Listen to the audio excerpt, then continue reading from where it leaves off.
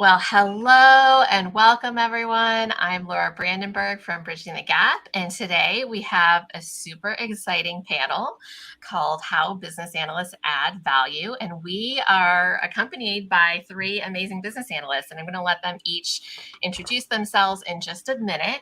But just to kind of give a bit of a frame for our talk is we are like the reality of being a business analyst is that you're often going to find you face resistance and pressure to get things done quickly, sometimes too quickly.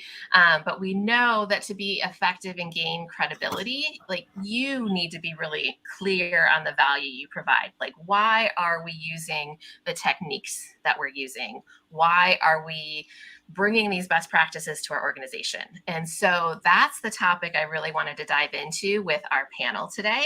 And I forgot to ask, if you are joining us live, feel free to let us know in the chat where you're joining from. If you have any specific questions, we're going to do our best today to make things super interactive as well.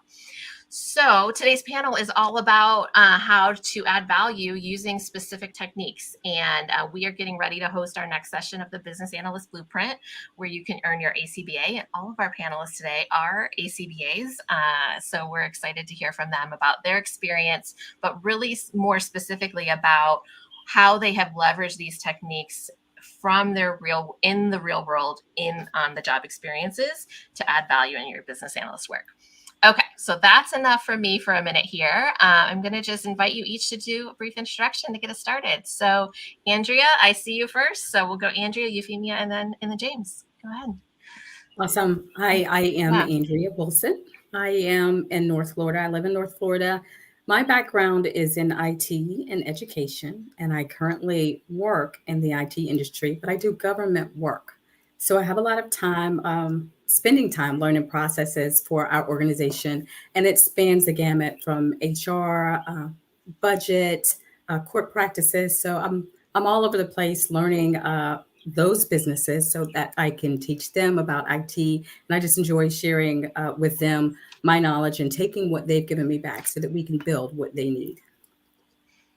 Yes. And you are also an instructor with Bridging the Gap. So I want to just bring, you are both an ACBA. You took the program, earned your ACBA, and then became an instructor, which is one of the goals I had set. And so I was I always just like to hear that part of the story too, or emphasize that part of the story. I am an ACBA. Yeah. I did go through the program before I became an instructor with Bridging the Gap. And that is one of the most fun things I do. And we've got some of our participants here. So rather than hog the light, I will pass over to Euphemia and let her speak about her ACBA experience along with James.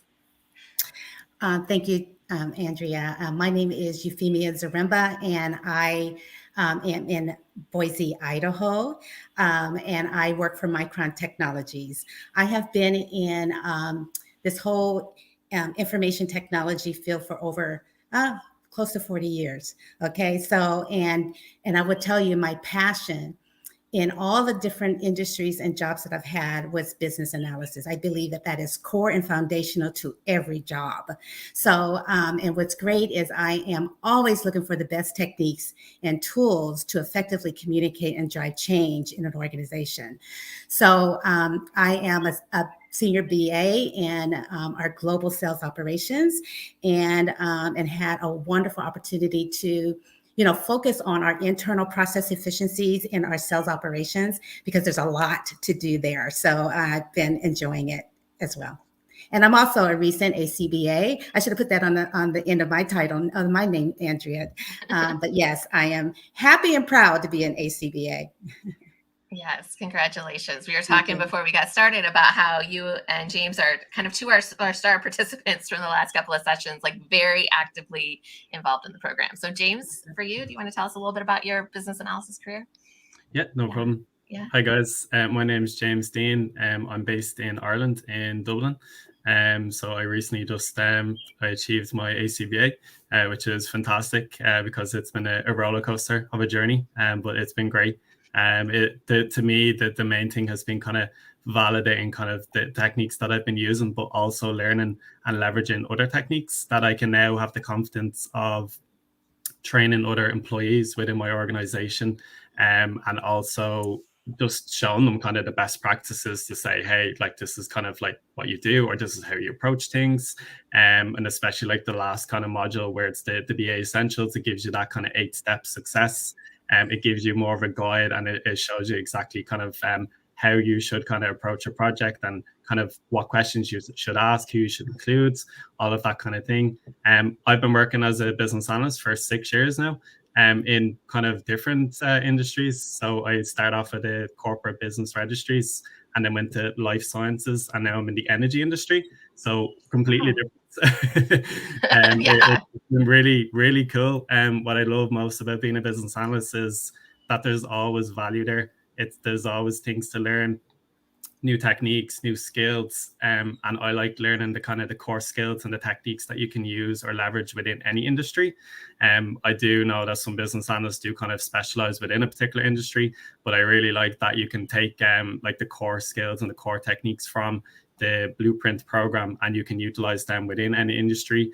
And I'm going to stop talking now because I will talk forever. And hand it back to Laura. No worries at all. I think it's really impressive that within 6 years, you've already had experiences in 3 really, really different industries. So that is really fascinating. Maybe we'll hear more about that as we move through. So, all right. So I feel like this is the time for me to share the slide. So today we're really here to talk about some of these techniques and specifically how they had value. So if you were just joining us, just to kind of reframe where we're at, we've done some introductions, and really the takeaway that I hope each of you have is to more fully appreciate the value that you might already be adding as a business analyst. Sometimes we just need to hear somebody else say, I did this thing and I accomplished that result. And you're like, oh, wait, I'm actually doing that thing and achieving that result as well. Like maybe I should be talking about it. Or, see some opportunities to expand the set of techniques that you use and add even more value to your organizations. So we're going to go through, today we're going to go through a couple of the techniques in the top level here. So we're going to look at the process flow diagram or business process analysis. We're going to look quickly at use cases and wireframes. And then we're also going to look at a couple of our data modeling techniques. And I'm going to do the briefest of introductions on that technique just to set context. And then for each of them have 2 of our panelists are going to share their actual examples of how they apply these techniques and what value they saw that add to their organizations. So we're going to start with business process analysis. And this is a relatively simple process flow diagram. Really, a business process is the end-to-end view of the process or the steps that a business user completes to achieve a specific outcome for the business. So you want to identify the steps. Those are the rectangular boxes on here. The diamonds are decision boxes where maybe one thing doesn't happen consistently. So you have a branch or you have a decision of how the process can flow. The lines show the overall flow through the process. And these little kind of curved boxes here are any documents or deliverables that are created. What's unique about this one is we did capture it in a swim lane diagram. So swim lane is an easy way to show roles. So it's clear who is doing what task or what role is fulfilling what task or what step in the process. So that's just the briefest view of business process. And if you have, I would love to hear in the chat, like, is this something that you've done before? Have you created process flow diagrams? Do you have the ability to analyze the business process as part of your work as a BA? And if this is new to you, or you just want to kind of look a little bit more into it, we do have a really free resource called our business process template, and we'll share that link in the chat. And that's a great way to just get a little bit more learning about this.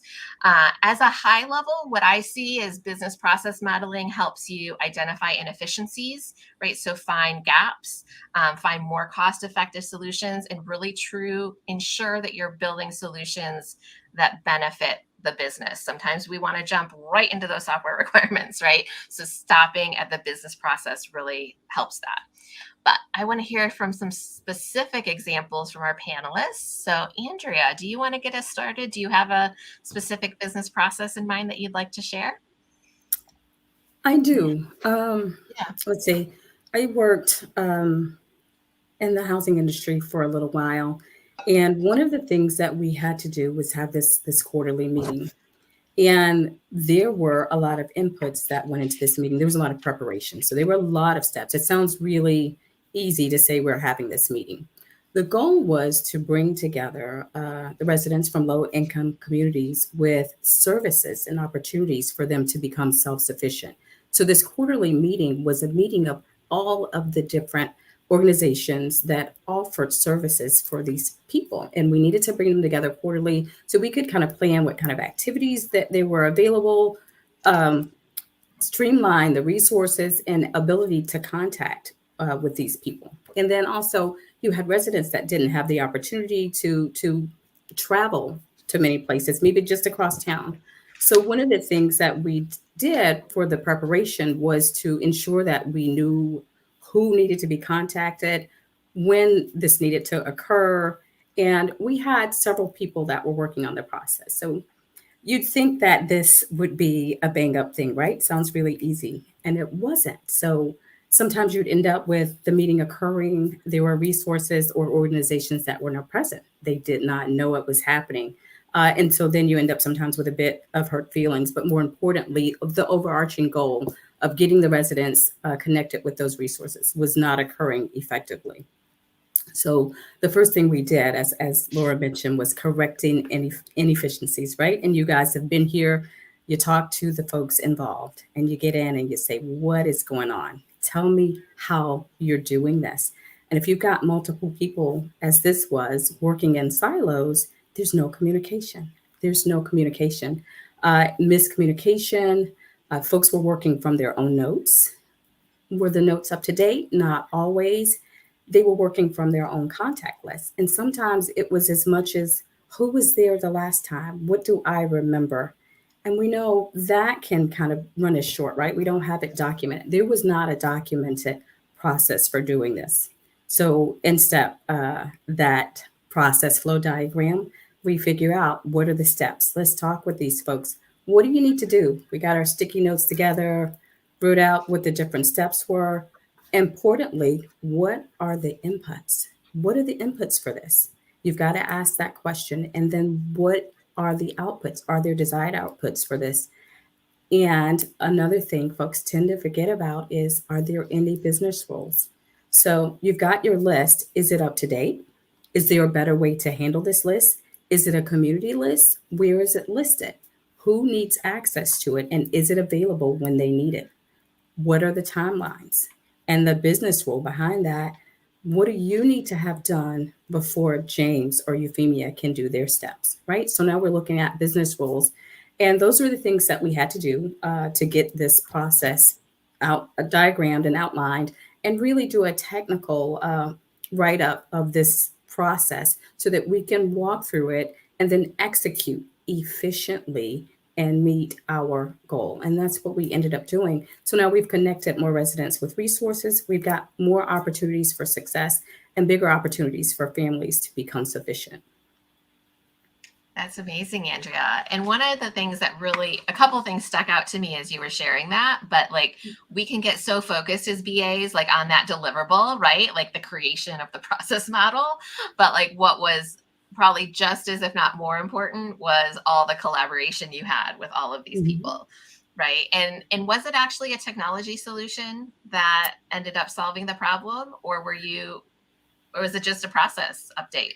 Initially, it was a process update. So there wasn't money that had to be spent to build a solution, but we had to think through this whole part. The biggest input was this list of organizations.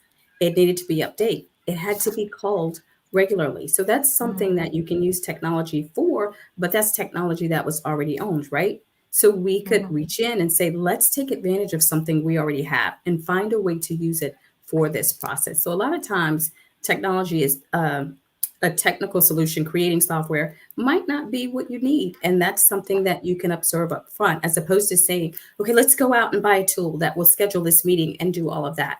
Well, let's take a step back and figure out exactly what we need to do and how we can take benefit from what we already have. Yeah. Thank you for sharing that. And I think the other piece to just highlight there is how the different sections of what are in that business process template, like the inputs, is like one that's so easy for people to want to skip over, right? But sometimes that discipline of using a template like that or thinking through each of those pieces is really, it's where the kind of the magic is, where you kind of find those opportunities to improve. So. Fantastic. And you also mentioned the who is responsible.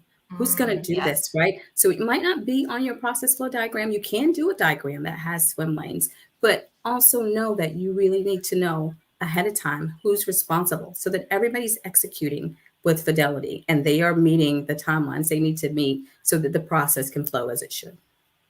Awesome. Well, thank you for sharing that example. All right, James, I believe you also have an example of a business process to share with us. Would you like to tell us about, what you analyzed and what the results were? I have many, but off the top of my head, I'll just pick one. I remember it was a few months ago, and I was kind of pulled into a last minute meeting, and it was automatically kind of assumed that I knew this term that we were going to be going through. So it was a meeting with a project manager and system architect and a few other kind of technical people.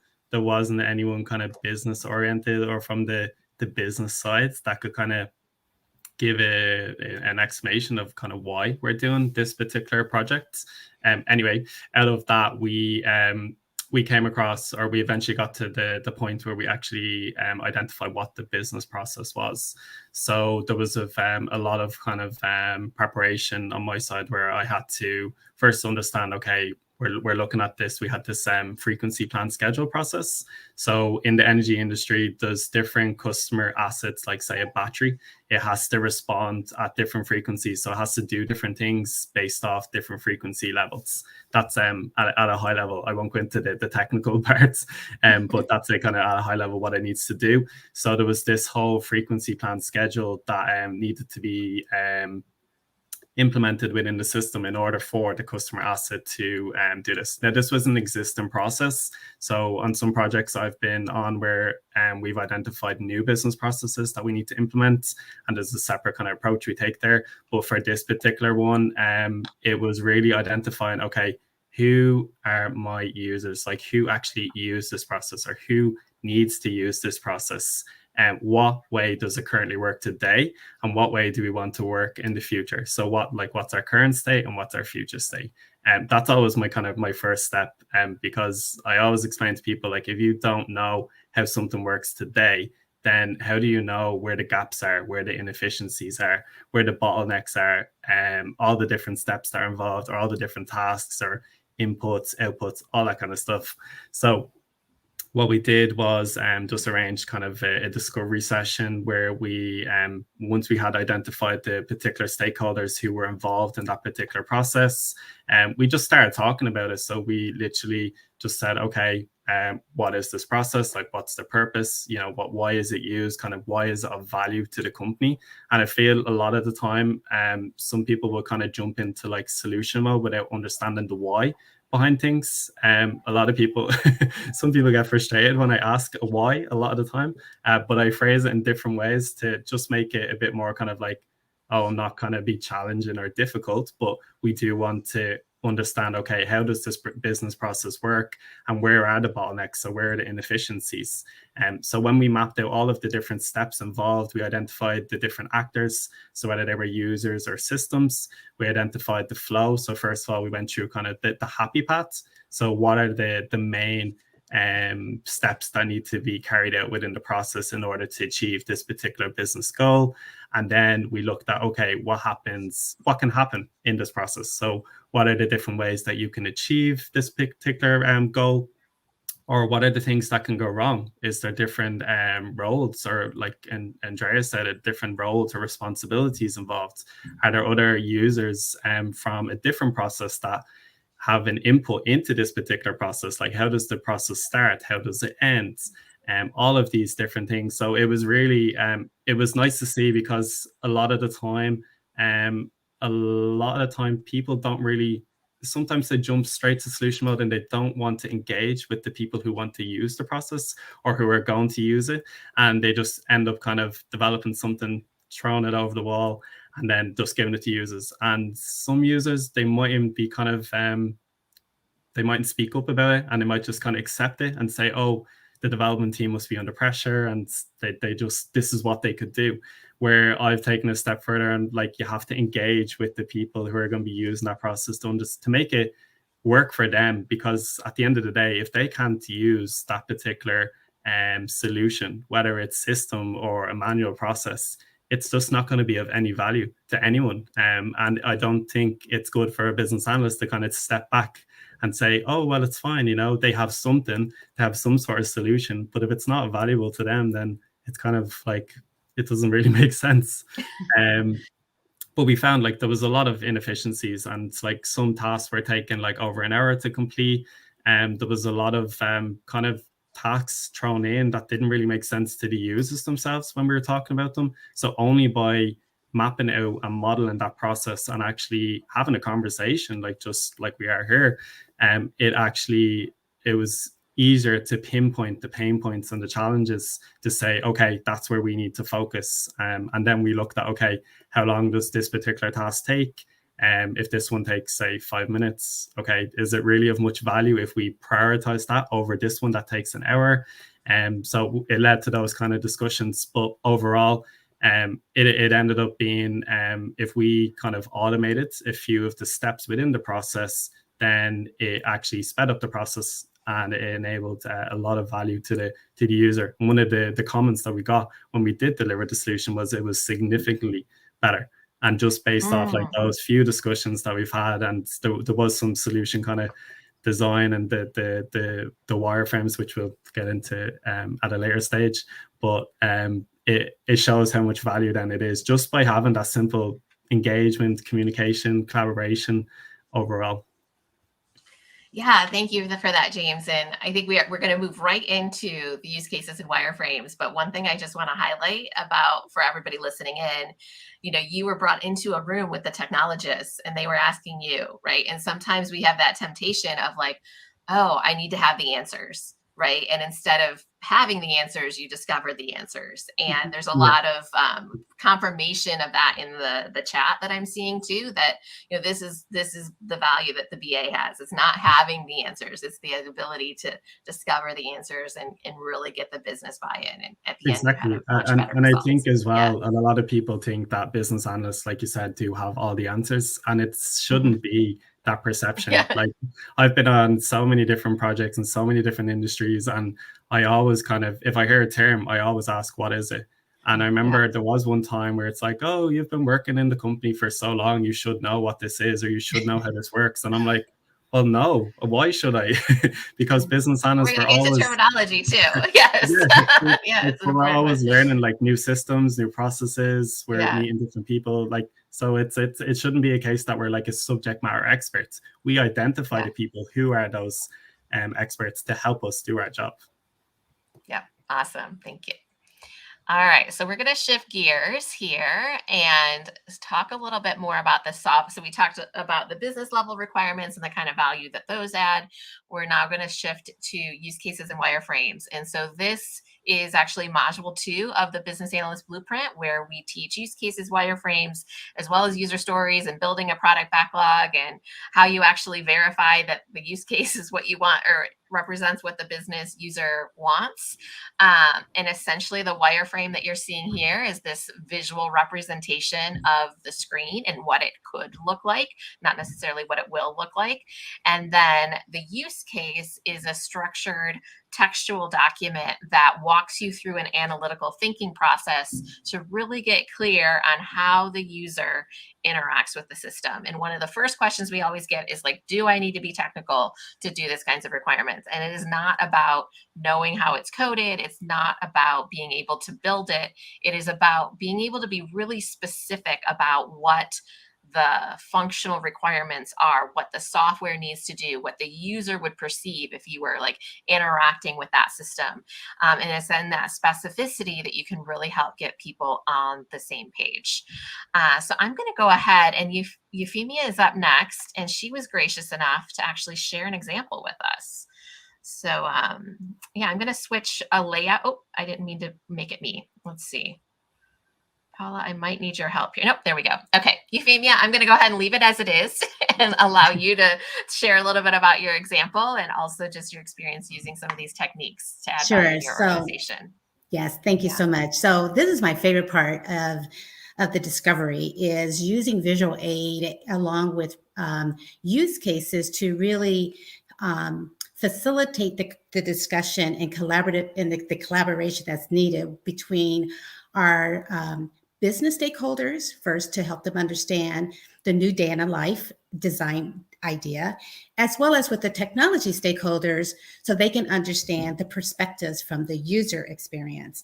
And what so the project that I'm referring to is, we had a project to automate our quote management system right now, for really move it from your traditional manual labor intensive process to an automated process. And so at the high level context, it's all about creating the quote, approving the quote, and delivering that quote to our customers. And the wireframe that I'm sharing here is that process where we are having to approve the quote when it's not auto approved. And when that happens, what should happen, right? And so what I found was, using both use cases and wireframes brings increased clarity to the user experience with the system. And so it really places the whole usability, to the forefront, so that it's easier to refine, clarify, and identify any missing requirements with your business stakeholders, because you're showing them the day in the life of this new experience that they're going to have. And it also brings a great visual aid to drive that collaborative discussions with the business and technology stakeholders, because given that, I truly believe that 90% of the people learn visually. So if you're able to augment your requirements or use cases with a wireframe, it's really going to place the focus on, oh, what am I going to do now with this tool, with this new process, versus focusing on the pain points and being resistant to change. So when you're using these tools, I find it very effective in driving further conversations, further discovery, further questions. Like in this story, when I used this wireframe for this example, there was an exception that the quote was not going to get auto approved. It needed to be routed to another line of business to either accept or override the quote price. And so as such, there's a decision that needs to be made. Either you need to, it goes to a certain approval group, and that person is going to evaluate the price, going to evaluate it against the price guidance. That's other reference information in this quote. And then they're either going to either accept or override that price. And what's great about this model is they'll either accept the price if it's meets our business rule, or they'll override it, which will auto approve it. And so this is a great way to talk about, with the approver, about all the different things that we're looking at. And as you notice, in the days to quote expiration, we discovered new requirements around that enablement field that really didn't have anything to do with the approver, but it did impact the number of days that the quote was going to stay alive and active. It did play a role in the business decision. So it really allows us to really go through, for me to model the use case, which is each step of the process of the use case, between the interaction between the user and the system. And it also helps me, give them a general look and feel of the experience with this new tool, without getting into the explicit design, but conceptually about where certain fields and interactivity is going to be, so they know how to interact with this. And the goal here is to, is the typical thing, less clicks, reduce the number of clicks. So that is also, so those are the things that you're bringing in to this conversation, because you're trying to get them excited about the new interface and how you're going to interact with the tool and how the system is going to respond. So I'm a big fan of using wireframes and use cases, because it allows us to reduce that rework. It allows me to save time when I'm collaborating with both my business and technical stakeholders, because they're always asking more questions, and more questions mean what? Oh, we never thought about that, right? Or we did think about that, but this is how we're going to deal with it. But it drives the right kind of conversations and excitement with the business stakeholders, so that they're looking forward to the change, not being resistant to the change. Yeah, thank you so much for sharing this. And I think, there were so many takeaways there, but one was just how, one, you got the feedback, right? But also like the sort of the detailed nuances that, right? It's not that we miss like the big stuff, right? We miss these little nuances, and they're easy to overlook unless you're looking at it from multiple ways and having some really detailed analysis happen. And you found many techniques to help you think through that. So thank you so much for sharing. Yeah. All right. And then James, you also have an example of a use case in Wireframe, correct? That you wanted to speak to. Yeah. Yeah, so I was on a project, actually only started recently as well. It's involving switching different customers through different energy schemes. So basically, if a customer's, say, battery wasn't performing within a particular scheme, or it wasn't making enough revenue for the company or for the customer, they wanted to be able to switch between different energy schemes on a daily basis. So it seemed, at a high level, it seemed kind of straightforward, but there was a lot of kind of moving bits and pieces to get it to work as a solution. So the overall solution was we had this frequency template, as it's called, and it would basically be a template full of there's different, like I said before, the frequency percentages. So there's load down and ramp up, and basically means like when the battery needs to turn on or turn off. So load down is turn off, ramp up is turn on. And that's what essentially it would do. So it would say for each energy scheme, the user would have to create one of these frequency templates. And then if it needs to switch a particular customer's battery to a different scheme, they would just apply that template in the appropriate area of the system. So that was the kind of the end goal. But by using use cases at the start of the analysis, there was a heavy assumption made that there was only kind of one stakeholder group that would be impacted by this particular whole project, essentially, and this particular process. But when I used the use case to do some analysis, I actually identified that there's a missing stakeholder, and that missing stakeholder was really crucial to the process and also needed to use these frequency templates within the system. So that was a gap that was identified. And by even using wireframes, when we were creating the actual how to create a frequency template, it actually improved the engagement and, again, the collaboration with different stakeholders, because we were saying, okay, this is basically like, this is what the screen would look like. Now it's a draft. We're open to opinions. We want this to be like a collaborative session where you can tell us like how it's going to work, or does this make sense, or what happens when the user does this, or how should the system respond in this particular scenario. So it's really identifying those different scenarios that you can then take away to do analysts on, which then draws out additional requirements, like, say, the data fields that need to be present when the user clicks a particular item on the screen, or the different business rules that need to be handled, or what happens after they have created a frequency template. Does it go to a different department?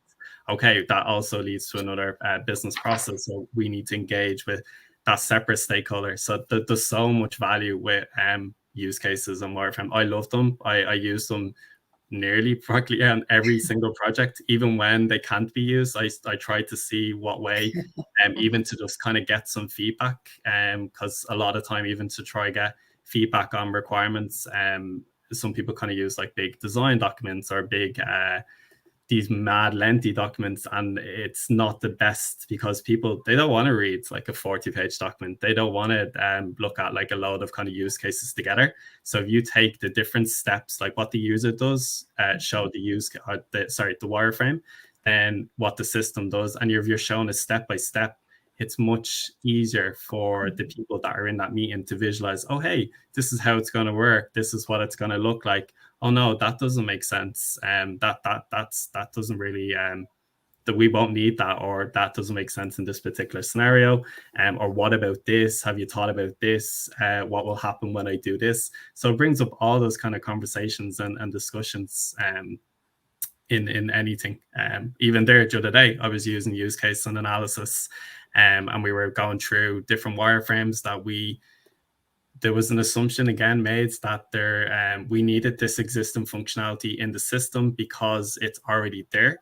But with the solution, they're like, oh, sure, we still need that. But when we actually like mapped it out, we mapped the process out, we talked about the different scenarios, we used different wireframes, and only by using those wireframes and walking through the different steps, like the user, the system, the user, and so on, like a ping pong, it turned out that the person who was going to be using it said, no, we don't need that. So we don't actually need to build that piece of functionality, because it's going to be of no value. It's not going to be used. And I'm like, well, that's good to get this addressed now, because if we didn't, it would have been really bad like later on. But by using the wireframes to actually visualize how it's going to look, what data that we need to capture, how the process flows, how the user will actually interact, how the system will behave, it brings a lot of value to any project or anything that you're doing business analyst related. Yeah, that's amazing. I want to share a comment from the chat just as a way to summarize what I think both Euphemia and you were sharing. People seem to interact much better with diagrams and images than they do with words, right? And they are much more likely to spot something that is missing or wrong. And there was several people who commented similar to that. And I will just add, though, and I think this also came out in your shares, that in addition, as analysts, we need the use cases to do the thinking, because like the wireframes are great for that stakeholder engagement, but the use case gives us the power to ask some of those more powerful questions that we might overlook. So, all right. So with that, I'm going to move on to data modeling, and we're going to hear a couple more examples here. I do see some of the questions coming in, and I just want to make sure we get through all of our core techniques, and we're going to have time for at least a few questions at the end. And so we will get to that shortly. So data modeling, we teach 5 different techniques in our data modeling modules. This is probably our most intense module of the Business Analyst Blueprint certification program. And we're going to talk about it, just a couple of these today. But high level, glossary being a list of terms and their definitions. Andrew's going to share a great example about that, so I won't do much teaching on that. Entity relationship diagramming being an overall conceptual view of how business concepts relate to each other. So for example, can a customer have just one order or multiple orders? And is there a limit on that? Just as an example, an entity relationship diagram would help you visually model that out. A data dictionary then gets very specific about the specific data fields that are stored in your information system. And a data map would show how 2 data dictionaries relate to one another if you are moving data from one system to another, either because you're migrating systems or maybe you have some integrations going on. In either case, you need a data map to show how those relate to one another. And Euphemia is going to share an example about that. And then finally, a system context diagram, which shows an overall picture of the data flow. I actually like to do that as part of this establishing the project scope. So with just that context, Andrea, do you want to go ahead and share your example about glossaries and terminology and how critical that was on one of your projects? Yes. Glossaries. Yeah. Wow. They seem like something that people just kind of want to gloss over. James mentioned earlier about terms. We just think we know them, right? We work in the business, and we're there, and we've been there for years, and people just assume you should know what that means, right? And then you dig into it, and you have to almost teach your stakeholders that these terms, the definitions, are critical to ensuring that we don't miss requirements, to make sure that we're not doing rework. So one of my favorite questions is, can you define that for me? And it does not go over well frequently. And then you kind of got to get a little sneaky and figure out how to get that definition, right? Sometimes it's an email or a different way to explain why you need that definition. And I'll give you an example of why that was so critical for me. We were working on creating a notification system. and the notifications would go out based on this date, right? Simple enough. It's a date. Okay, which date is it? Well, it's the date. It's for sending a notification to let people know that an employee's performance evaluation is due. Simple enough. What's that date? Well, it was with the HR department, and we know that HR has lots and lots of dates, and they've got to capture everything. So which one? Okay, well, it's based on the year anniversary, so we'll go with hire date. Okay, cool. All right, so hire date. Does the employee always start on their hire date? Well, no, they don't. Okay. Um, can it change if an employee changes positions? Does the notification date need to change? Well, yes, it does. Okay, well, hire date's going to be the same. And if the employee goes to another position, then now this notification is based on when they go to this other position, right? Awesome. Okay, so we're going to change that and we're going to call it assignment date, right? All right, cool. We're going to march forward with assignment date. Just to be sure here, if that employee's manager changes, does the employee get a new set of dates? Yes, they do. Why is that? Because they've got a new manager. So now we've got to close out the position that they were in under that manager and now start them in this position where they are under this new manager. So now that date changes for when the notification needs to go out. It's related to when they are under this new manager. And it has nothing to do with hire date. And it has nothing to do with assignment date. So what we ended up having to do was create it. After going through about 10 of those dates, they realized, well, wait a minute. Okay, now I understand why you need the definition of this date. And we realized we need a new date. That's not what was wanted, but we need a new date because these notifications are critical. They need to go out and there's going to be reminders that are tied to them. And if the date can change, we can't go with these static items. We've got to have one that we can change that's not going to impact anything else. So we need a clear definition of each one of these dates so we can know which ones to use to trigger these notifications or other things that need to come out of the system. So after going through that exercise, I think there was a little bit of respect gained about why we need to talk about terminology and why it's important to have a glossary. And you don't have to have every term in the glossary that's for a system or for a part of a system, but those things that you need critical defining that they might have a related term. They might have an alias, which is going to be kind of the same thing. Maybe we call it by an acronym or something. We need to ID those things for our discussion as we go through discovery, as the BAs go back to the technical team. Everybody needs to be speaking from the same voice so that we're not planning for one thing and we think it means this one thing. We think that notification trigger is going to be based on the assignment date. Absolutely not, because that assignment date could change for some other reason, right? So this is why it's important to define those terms. And it's great, Euphemia, you mentioned the wireframes and your use cases. You're going to use these terms there, right? And in those wireframes, now we can see the screen. We know what we're working with. And as Claire mentioned, our users will start to talk. Oh, I see this. Okay, now I see the date. No, we can't use that date. That's start date. That cannot change. That will never change for an employee. But they might change positions and they might change managers. Oh, no. We've got some real estate over here on this screen. We need to put this new thing over here. So they will start talking about, as Laura mentioned, the tiny little details because they can now see it.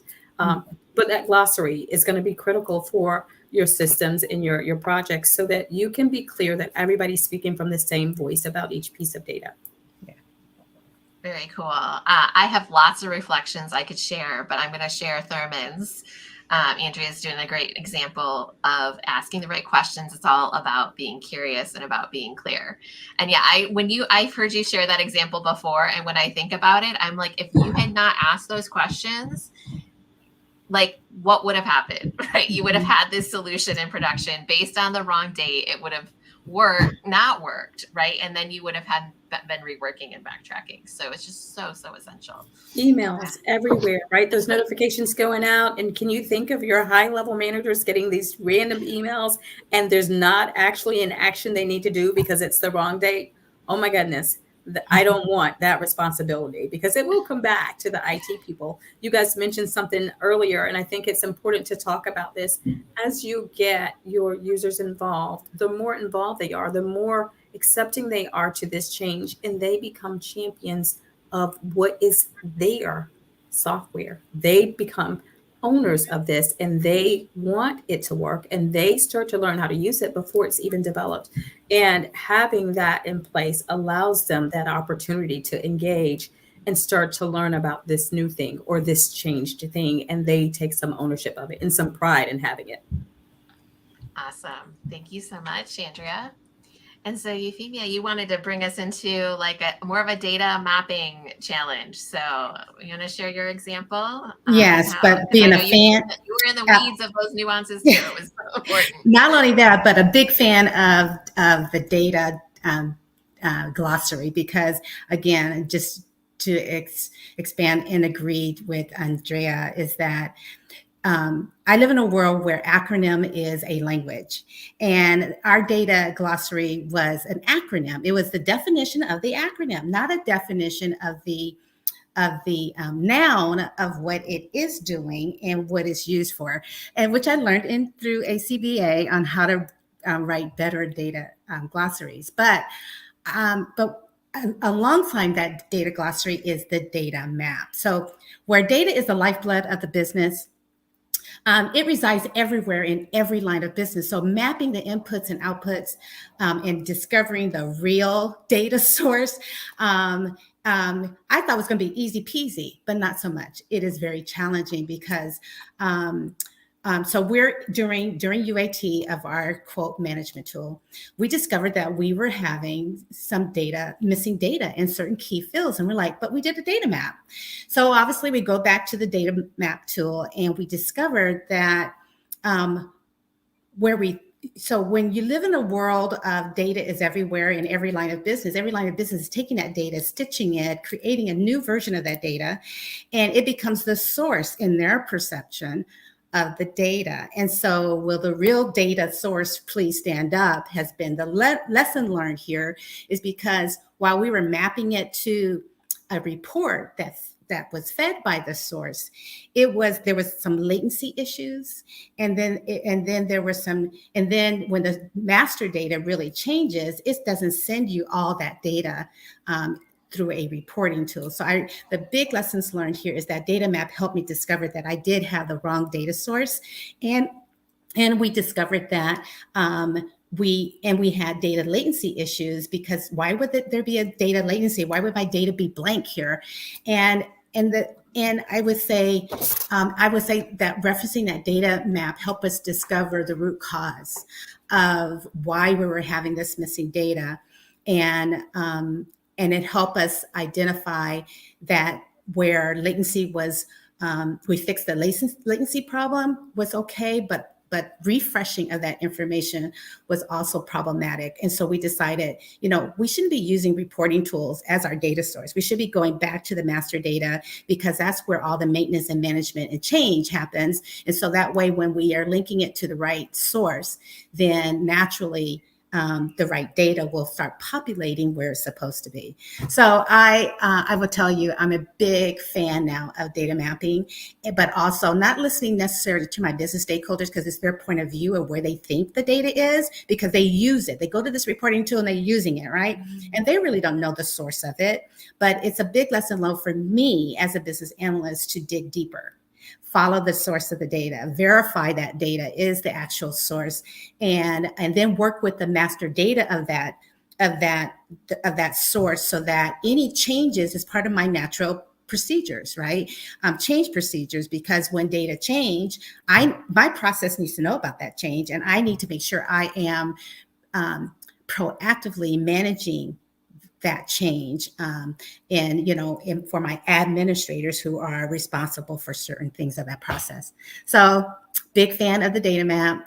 Wasn't so much when I went through ACBA, but I will tell you, I'm a fan of a lot of new tools and techniques, because at the end of the day, I pride myself on using these tools to communicate effectively, because it's not my process.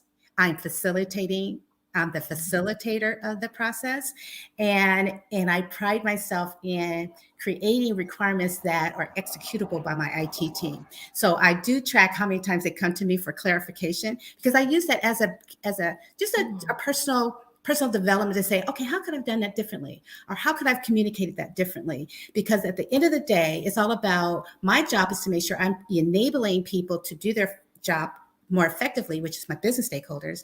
And I'm enabling IT to understand the pain of the business process so that they can be creative and innovative in their design approach when they come back to us through the use cases analysis. So big fan, but follow the data, don't, because it is the lifeblood of the business. Yeah, I love that distinction of, using a reporting system as a repository versus the source data. I think everybody can take that away as like a top tip from today, a very practical top tip.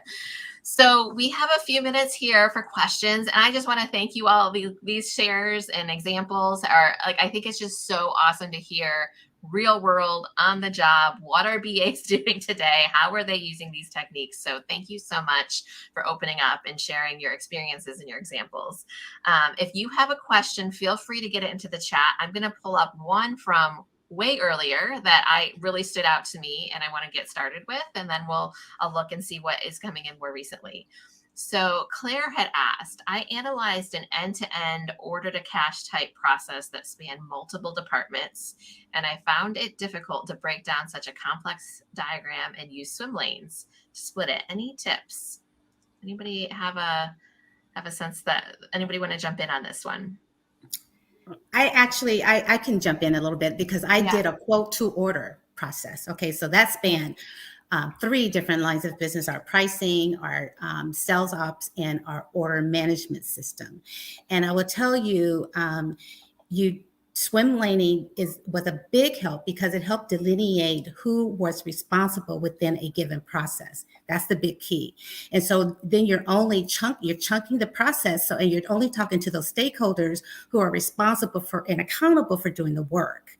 Then, and you verify all the inputs and outputs and you get alignment from their perspective. But as soon as you go to the next swim lane and another group of users who's consuming the information from the first step, then you're understanding what's missing from the output, and you're understanding the world and the lens from their point of view, and you're going through their swim lanes, their roles and who's accountable for completing this particular process.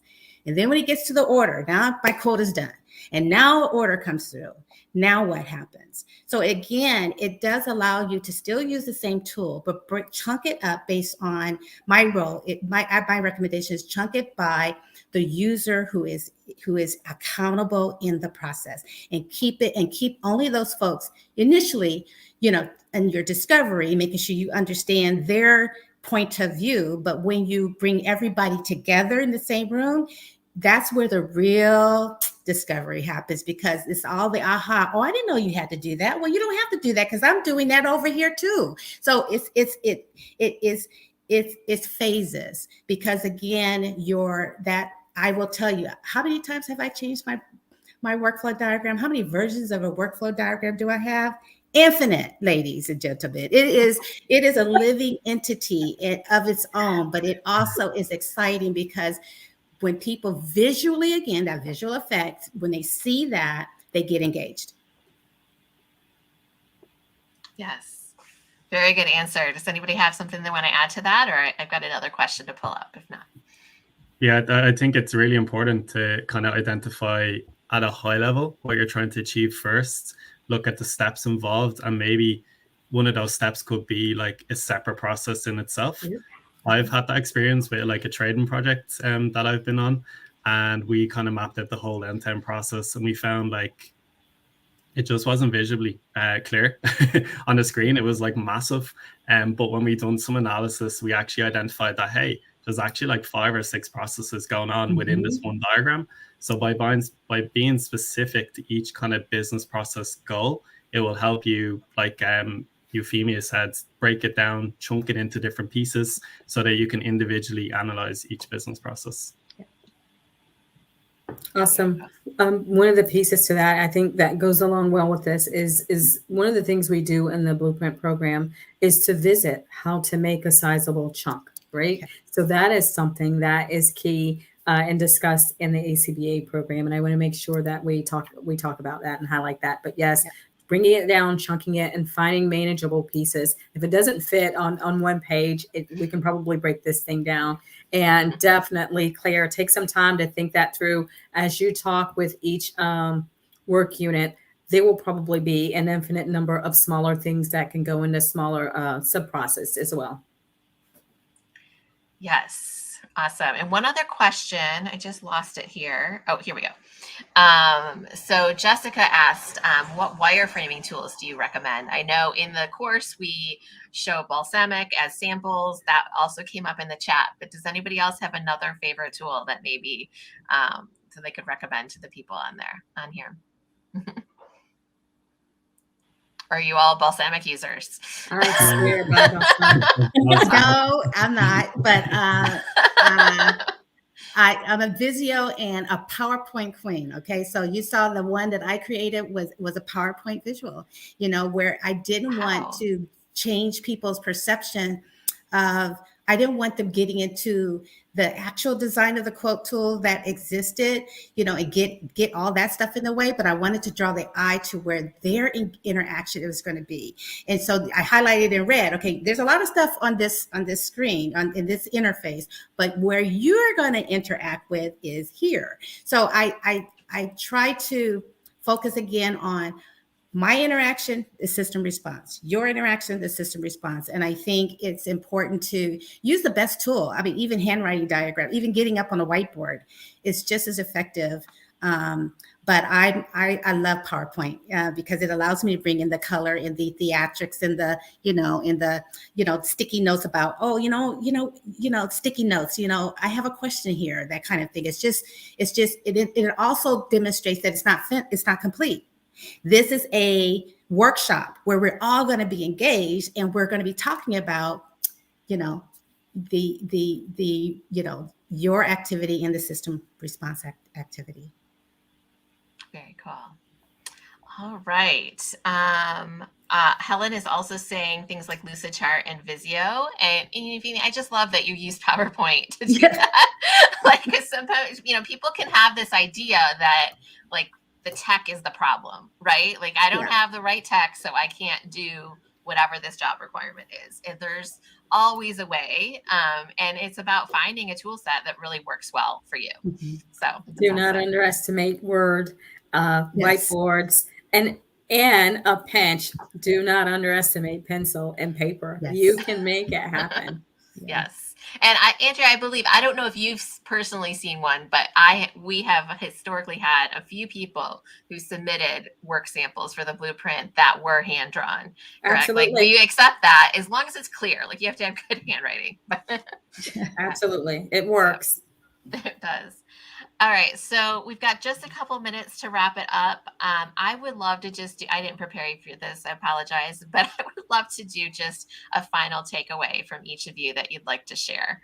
So James, do you want to kick things off? Put you on the spot a little bit there, if that's okay. I think it's just been able to, my key takeaway has been able to share experiences with other business analysts. I know a lot of time you kind of would read certain articles or you'd see LinkedIn posts, but you don't really see real world examples of how business analyst techniques and skills are being used throughout an organization. So to me, that was really cool to see. And I especially like Euphemia's PowerPoints idea. I'm definitely going to see how that's going to work because I'm always looking to leverage different skills and use different things and change my approach when I'm dealing with different kind of contexts or projects. Thank you. Thank you, Euphemia. I would say that I had a lot of experience in business analysis as a product manager, bringing new products to market. But when I chose in my last part of my career to focus on internal operational efficiencies, it was a different mindset. And in business analysis, honing in on those skills was critical to my success. And so I'm Googling, okay, how do I improve my process? How do I improve my work? And so I am actually,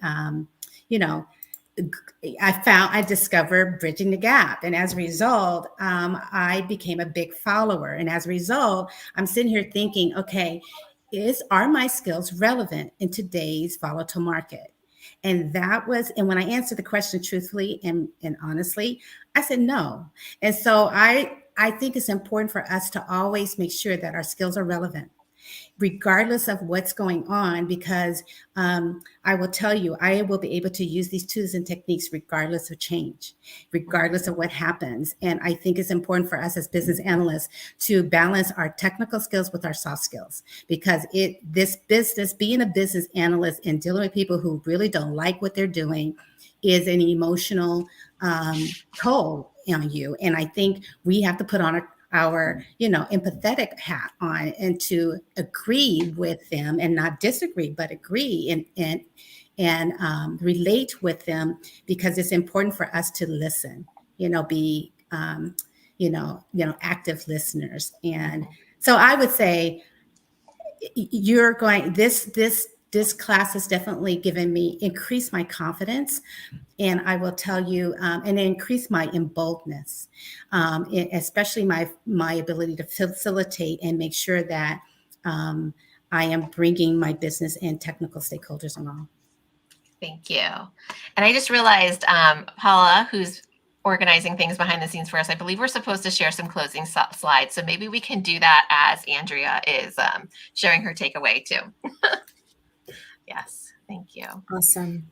I think we had a participant that mentioned questioning, and James and Euphemia both brought it up. You might not know, and it's okay. And don't think poorly of yourself. You're not supposed to know it all. Build relationships, get to know your stakeholders, get to know your subject matter experts, and start asking questions. And keep asking questions and keep asking questions. It's okay. You need the answers to those questions. And that was, I think, the biggest takeaway from me today. And each one of these techniques that we discussed, there was always the communication. There was always a need for communication and to ask questions. So that's a big takeaway as a business analyst. Stay on top of that and you will do just fine. Awesome. Well, thank you again all so much. I believe Paula showed the slide that you are each welcome. You're inviting people to connect with you here on LinkedIn, or reach out to you that way. And then we have my social up here as well. I also would love to connect with any of you on LinkedIn. We have our Bridging the Gap Facebook page, as well as our YouTube page, and a lot of resources up at our website at bridgingthegap.com with those hyphens. And we are starting the next session of the Business Analyst Blueprint in late July. And we would love to have you join this if you want to learn more about these techniques. And I just want to close by saying thank you again to each of you for sharing your experiences and being willing to show up for the business analysis community. This is one of the things I love about being in this community, is how generous and giving and open people are, and just want to help other people get better. Because I feel like I always come back to this, but we build our profession one business analyst at a time, right? And you're all really supporting that today. So thank you for everyone for being here and for supporting our panelists. And thank you to all of our panelists again for sharing your stories. All right. Have a great rest of your day, everyone. Thank you.